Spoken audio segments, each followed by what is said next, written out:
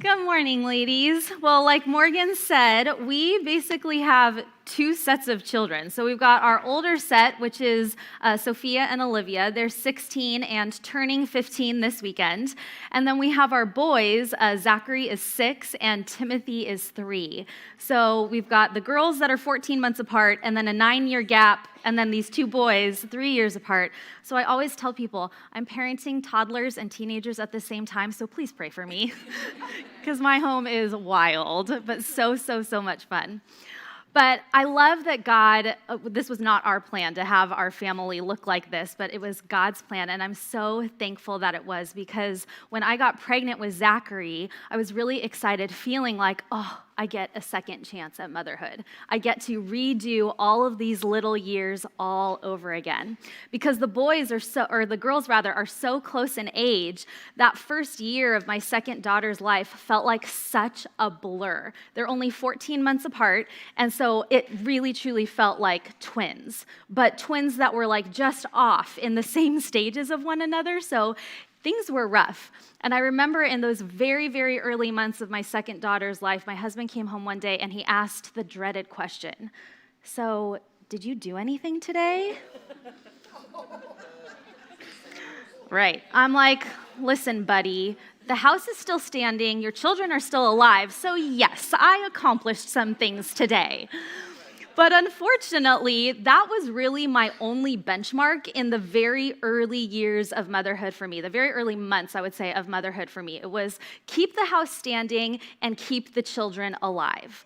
But after my second daughter reached about her first year birthday, I started to realize, oh my goodness, things are moving so fast. Time is passing so quickly, and each stage of these little girls' lives is moving so rapidly, and what am I doing with my time?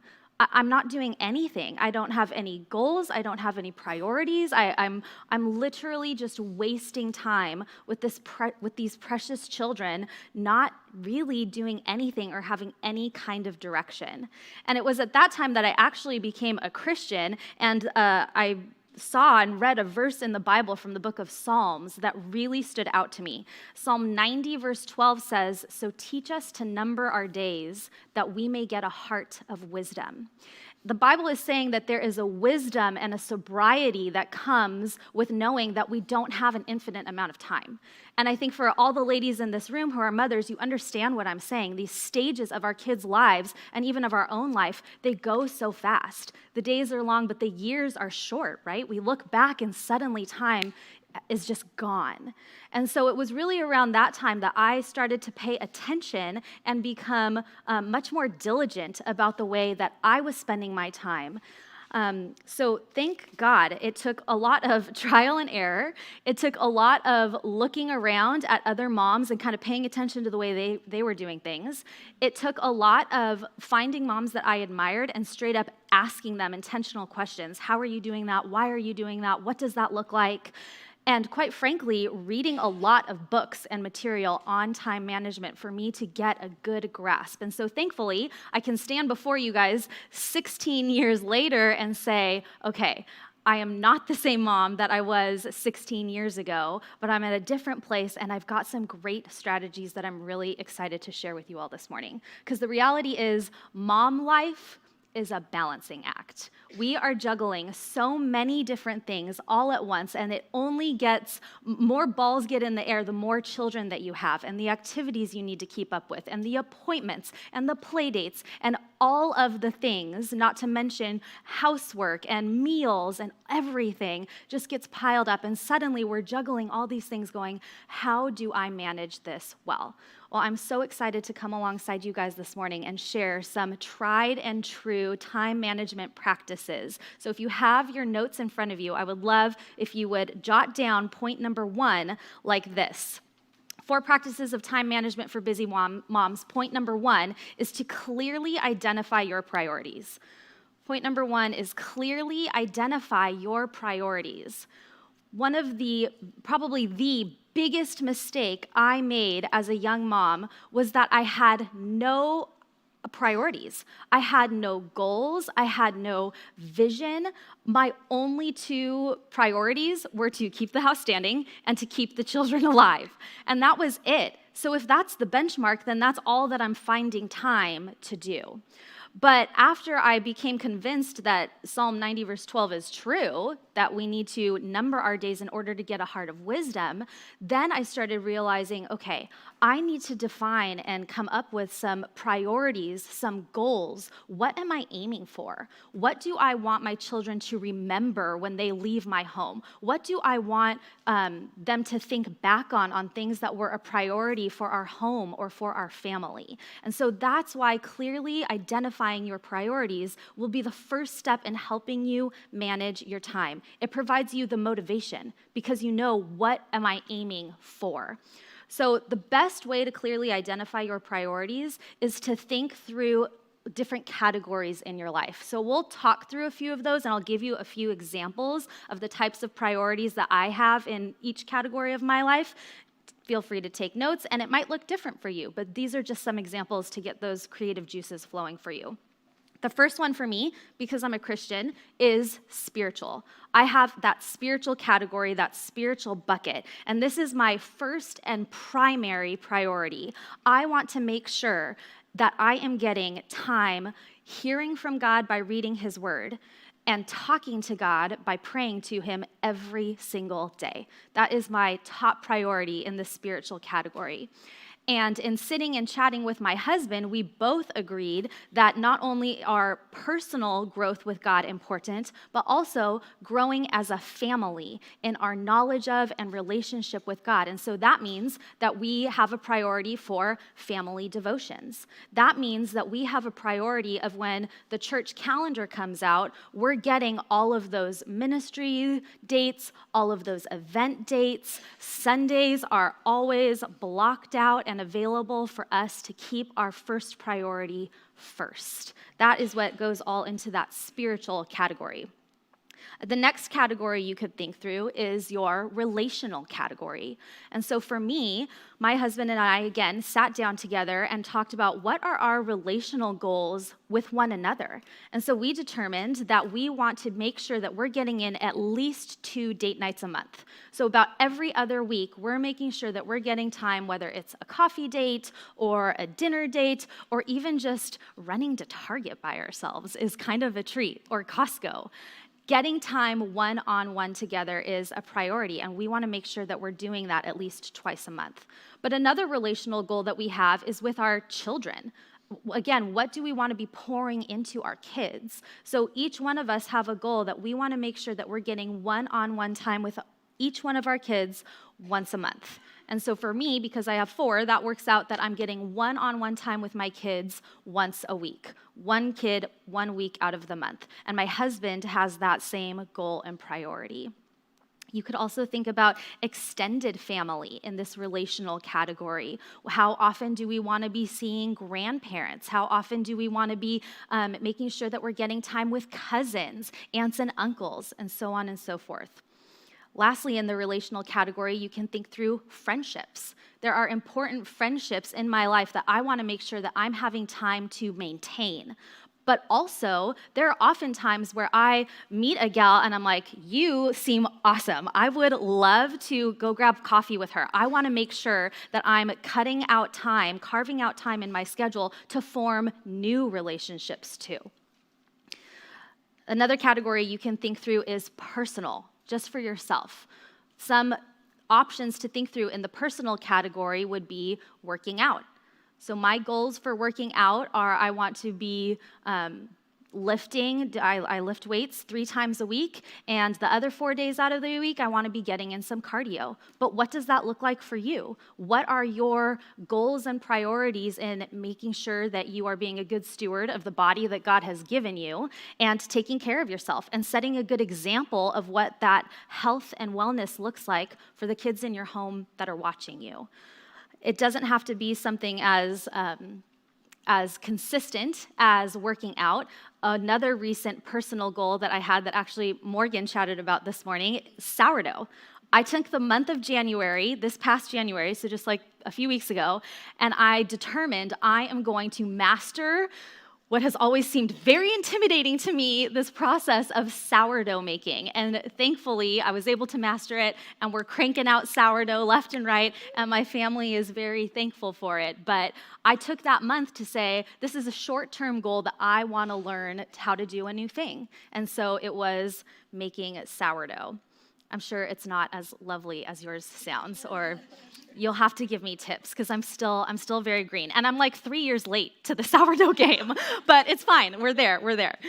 Another goal that I have is I love to read. I have been an avid reader ever since I was a little girl. And so my minimum goal every year is that I want to read 36 books per year. And I average between 36 and 40 every year. What is your personal goal?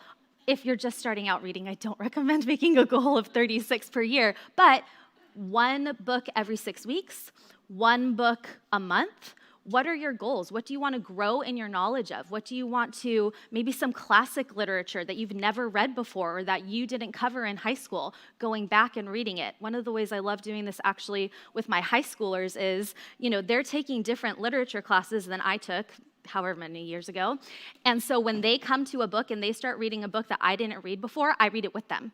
And so I'm like catching up on all of this classic literature that they're getting in school that maybe I missed because of the different classes that I took. Last would be family, that family bucket. So this is not necessarily those one-on-one relationships, but the overall experience of the family. What are your priorities for there? What do you want that to look like? So one of the goals that we have, one of the priorities we have as a family is that we want to make sure that we're sitting down as a family around the table at least 3 times a week. And that means that every single week I am looking over our calendar and protecting at least 3 nights out of the calendar. Again, I have high schoolers, so my life looks different than yours. Maybe yours is able to be 5 times a week. Maybe yours is even busier than mine and you can only do 2 times a week. But whatever that number is, talk through that with your husbands and sit and think, what is our priority for our family? We love to travel. And so getting travel dates and blocking that out in our calendar is always a really big priority for us at the beginning of every single year. My husband and I sit down and we plan out where are we going to go, what are we going to do, where are the dates that we're doing it. We have a goal that we want to get through all of the national parks by the time our youngest is all the way through high school. So we're pumping through that list every single summer, checking off more national parks.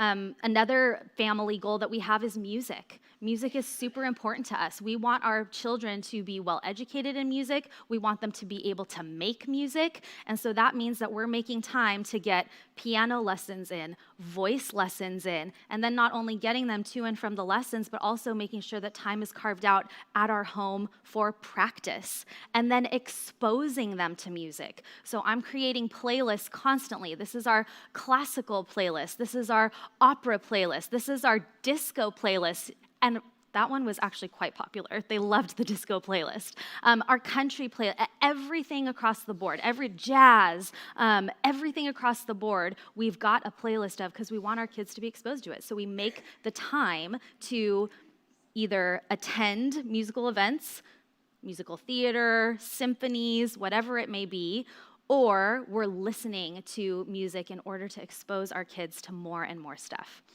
There are a few other categories or buckets that you could think through. You could think through finances. You could think through your home in general. What are your priorities for keeping your home, the tidiness and the cleanliness of it? How often do you want to make sure that you're deep cleaning or even just tidying up? Whatever those categories are in your life that are important to you, those are the categories that you want to sit and think through. And I've referenced it a lot already, but I'll say it explicitly. If you're married, sit with your husband and do these together.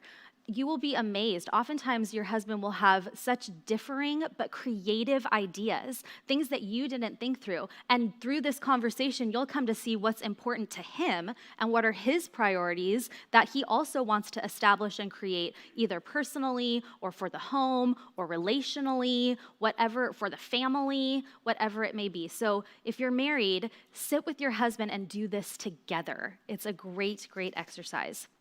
I'm sure that you guys have heard the quote, you have to spend money to make money, right? This is like business 101. You've got to spend money to make money. Well, this is the same principle. You have to spend time identifying these priorities in order to make the time to accomplish them. If you have not clearly identified what your priorities are, you don't have your why and you don't have your what. But with clearly identified priorities, you have the why is it so important that I manage my time? Because these priorities are what I want to accomplish. They're what I want to get done. All right, number 2, and this one is a little trickier. Number 2 is to be a mom that manages her time well, we need to limit or eliminate distractions. Point number 2 is to limit or eliminate distractions. And this is another way that I completely failed as a young mom. I had zero self-control, zero self-regulation on those time-sucking, time-consuming distractions. I just let myself watch TV all day long. I let myself, at that point, it was scroll on Facebook all day long. And now, the distractions that we face, even 16 years later, are so much more. Because now we've got Instagram and Snapchat and Be Real and Pinterest and all of these different things vying for our attention. What we have to do is create our priorities and then honestly assess what are the things that are eating away at my time. And if those things are not helping me accomplish my priorities, then I need to be willing to limit them or completely eliminate them. So I've already mentioned a few, but just to go over them, common time-eating distractions would be TV or the advent of Netflix, and now the ability to binge watch whatever we want to watch.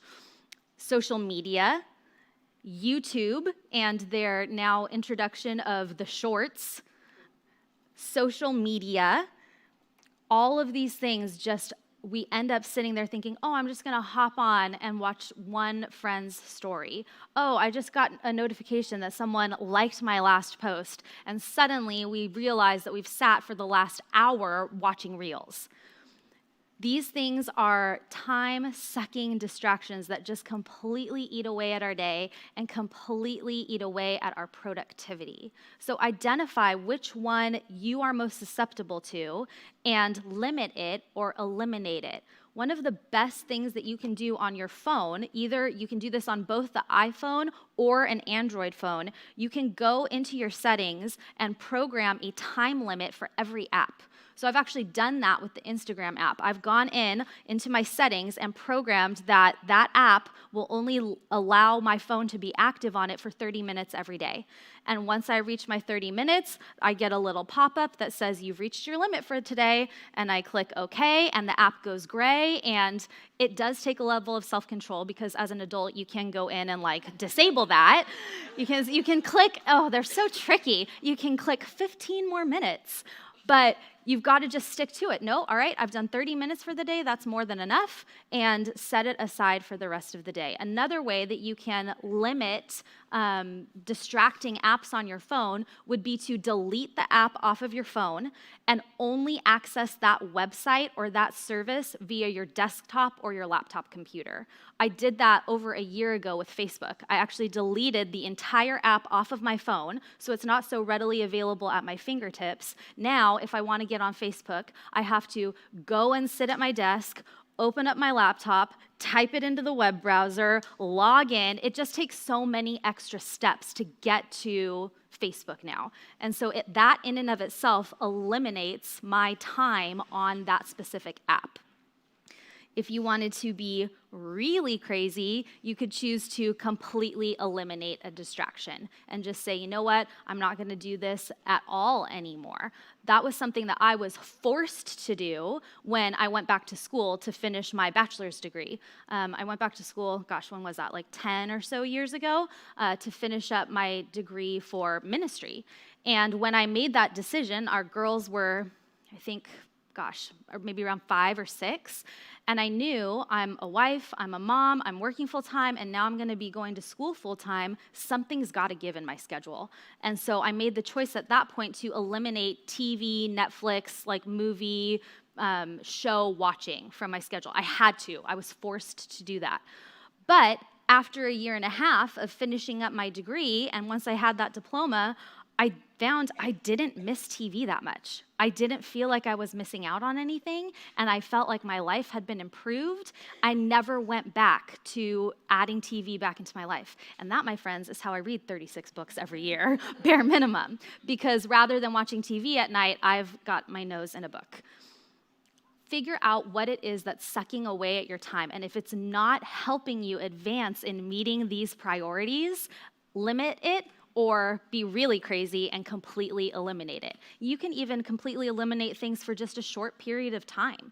Do it for a month. Do it for 2 weeks. See how it feels, and you'll start to realize, oh my goodness, this is how much time has been sucked away by this thing, even if you choose to eliminate it just for a short period of time. All right, number three practice for busy moms is to keep a to-do list. This probably sounds like the most archaic thing I could possibly say to you in regards to time management. Keep a to-do list, but stick with me because I'm going to convince you how important this practice is. Keeping a to-do list, we might immediately think, well, it gets all of my stuff written out, and then I can visually see what I have to do for the day and then prioritize from there, right? And that's good, that it certainly has that effect. But there has actually been so much scientific research on the benefit of writing things down and keeping a to-do list and what that does for our brain and the ability that we have to concentrate and stick with a certain task in order to be maximally productive in that task and not be distracted. So there was this fascinating study that Florida State University conducted a few years ago because they were trying to prove and to see what benefit does list keeping really have and how beneficial is it? What level of productivity can people really reach? So this was the study that they did. They brought in 2 groups of people. And when each group of people came in, they said, okay, we want you to think about a large impending project that you have. What's the next big thing that you have to accomplish in your life? With the first group, they gave them no further instructions. With the second group, they told them, okay, think about that project. Now, here's a pen and paper. Write down the steps that you need to take in order to complete that project. So the second group did that. Then both groups moved on to what appeared to be a completely different experiment. What they did was they said, okay, we want you to read the first 10 pages of this novel. And after you read the first 10 pages of this novel, we're going to ask you critical thinking and retention-based questions based upon what you just read. And the researchers' whole goal was to see which group performed better. How distracted were each group by thinking about the projects that they had to complete? So shockingly, or maybe not so shockingly, the second group blew the first group completely out of the water. Like it was a landslide. The second group retained so much more information about what they read and were able to critically think about what they had read, whereas the first group performed abysmally. Now, what's shocking about that is that the second group didn't actually accomplish anything to meet their goal. Simply, all they did was write down the tasks that they needed to do in order to complete that goal. God has wired our brains so intricately and incredibly. Our brains can store so much information. But what happens is, if you think of like a web browser, we oftentimes have so many tabs open on the browser that it starts to slow down our processing. When we write things down, it signals to our brain, I don't need to keep that tab open anymore because that information is stored somewhere else. It thus frees up brain space, it frees up energy, and then we're able to fully focus on the task at hand. I guarantee that you have experienced this at some point in being a mother. So let me paint you this picture. It's a Monday morning. You've just dropped little Susie off at preschool, and you've got little Johnny with you, and you realize, wow, the toy chest really needs to be cleaned out and organized. And so you start cleaning out and organizing the toy chest. And then halfway through that, you realize, oh my goodness, I forgot to start laundry. So you abandon the toys halfway done, and you go start running around the house to collect all the laundry. And you're about 2/3 of the way done collecting all the laundry from all the various rooms of the house when you suddenly realize, oh my goodness, I forgot to text my friend back from 3 days ago. So you dump 2/3 of the laundry in the hallway and you run to your phone to go start texting your friend back. And as you start texting your friend back to make dinner plans with her, you realize, I never pulled out the chicken to thaw for tonight. So then you've got a half-written text message about dinner with a friend, but you run to the freezer to pull out the chicken to thaw it in the sink. And then once you do that, you stop and you look up and you go, what was I just doing? What was going on? And you see your house is a disaster because the reality is you were in the middle of about 4 or 5 different projects, none of which are fully finished, but your brain has been like bouncing from thing to thing to thing, trying to keep all of these tabs open. The best thing that you can do is to stick to one task, have your to-do list always readily available, and when those thoughts pop into your mind about other tasks that you need to complete, write it down and go right back to the task that you were doing. You just take a brief second to write it down. It gets it out of your brain. It frees up your brain to allow you to concentrate and work more productively on the task at hand. And then you've written it down and you know what you need to move to next. I guarantee you, if you try this, you'll see how it works. This is why people will often say, if you're stressed going to bed and you're like stressed out thinking about all of the things that you have to do the next day, what do people say? Write it down. Get out of bed and just go write it down. Because it's scientifically proven that it helps our brains release that energy of storing that information in our minds. There are a lot of ways that you can keep a to-do list, and it's funny because depending on which list of the generations you look at, I'm either listed as like the last year of Gen X, or I'm listed as like the first year of the millennials. But what I'm about to tell you, I think, proves that I actually belong in Gen X because I do this with pen and paper. I literally have to-do lists in my kitchen, in my living room, on my bedside table, at my desk at home, and at my desk at the office. And if I'm in a various room and a thought pops into my mind about what I need to do, I'll jot it down, and then when I'm done in that room or done with that task, I'll just add that thing to whatever master list I have going wherever it may be for the day, in the living room or in the kitchen, wherever, or at my desk. I guarantee that you will see an increase in your productivity, so I double dog dare you. At least give it a try. At least try doing this to write things down. If you're not a pen and paper gal and you are like very clearly in the millennial camp, there are so many apps that you can use for this. You can use the Notes app on your phone. You can use the Reminder app on your phone. And I actually just found out yesterday that when you use the Reminder app on your phone, if you link it with the other people in your household, you can send and assign reminders to them. I'm like, okay, maybe I need to ditch the pen and paper and hop over to the apps because that is awesome. You can also utilize, if you have Alexa or Google Home at your house, you can utilize them. Hey, Alexa, remind me in an hour to, whatever it may be, pull the laundry out, pull the chicken out, whatever it may be. Find what works best for you, what list keeping, what commitment tracking system works best for you, and stick with it. All right. Number 4, batch activities. Number 4, if we're going to manage our time well, we want to batch activities. Now, this might sound slightly contradictory to what I just said when I explain what this is, but bear with me. Batch activities means that you are thoughtfully and intentionally pairing 2 or 3 activities together at the same time in order to accomplish maximum productivity.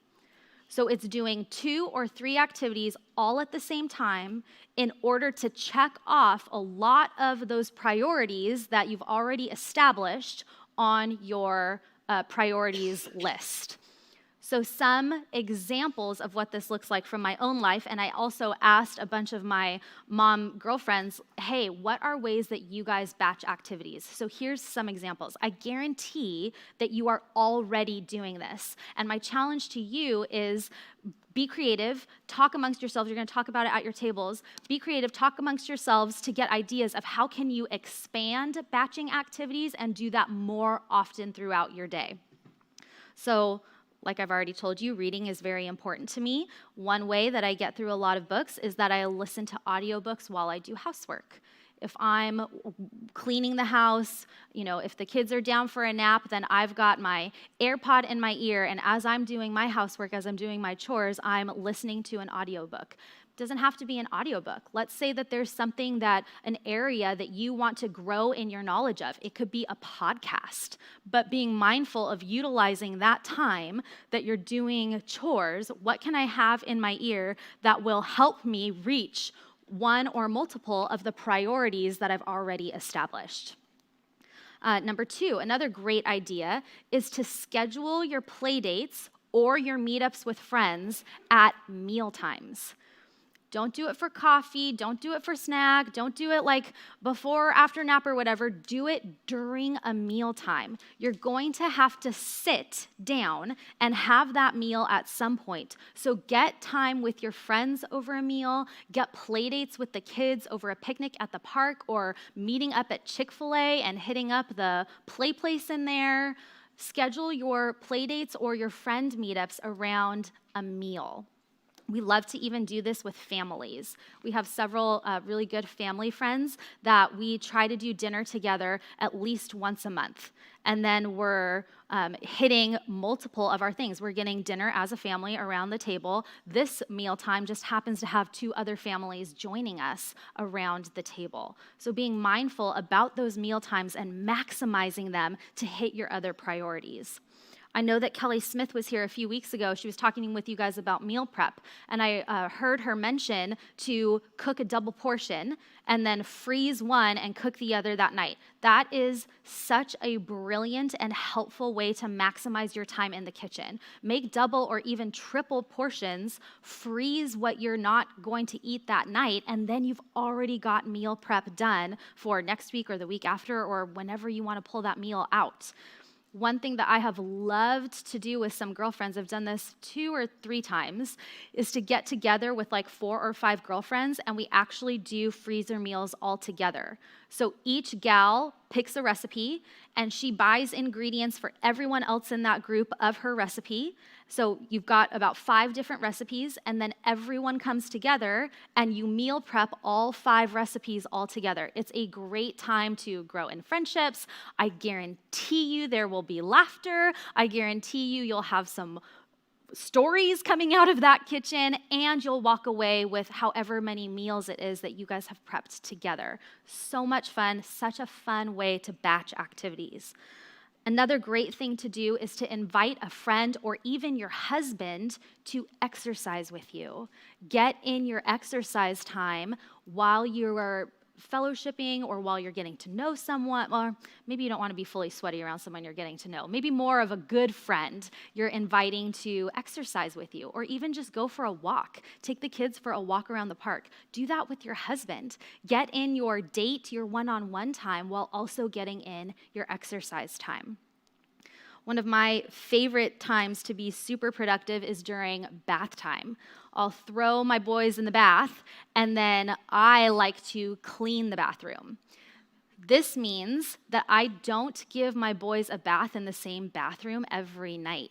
I actually rotate which bathroom of the house they're getting a bath in, because then I'm cleaning each room, or each bathroom, like at least once a week. Just tidying it, Windex and my doTERRA spray and all of that good stuff. Rotate the bathroom that you're in, and then you can hit every bathroom while your kids are taking a bath. I have another girlfriend who texted me back and told me that she loves to take that time while her kids are in the bath. She actually does it in the morning, and that's always her time to get ready. She's always doing her makeup or her hair or her nails in the morning while her kids are in the bath.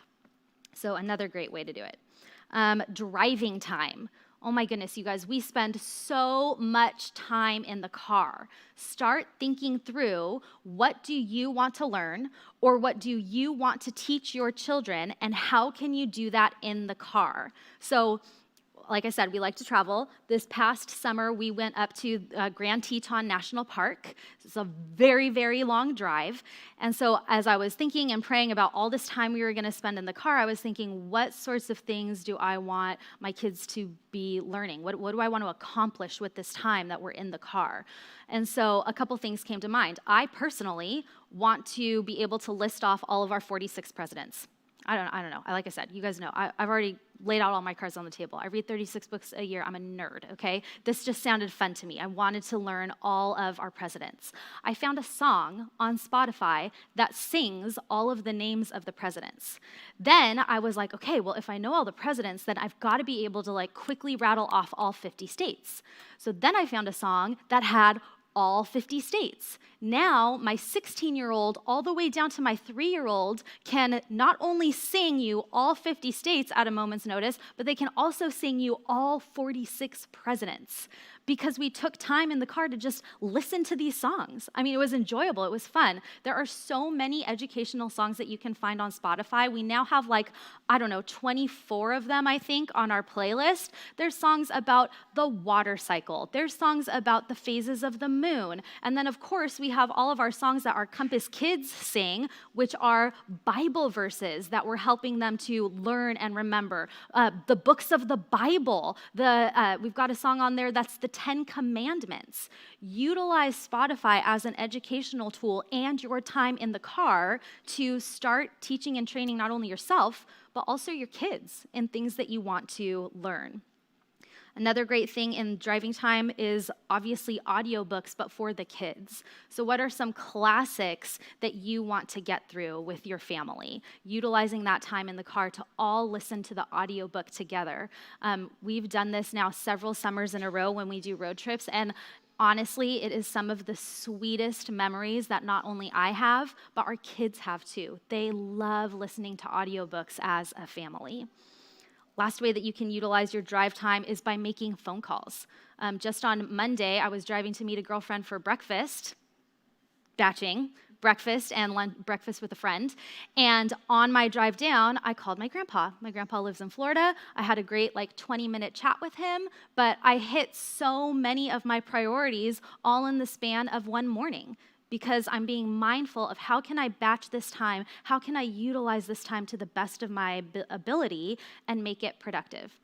And trust me, if you need 15 minutes of quiet time in the car, then girl, you take that 15 minutes of quiet time in the car. That is totally fine.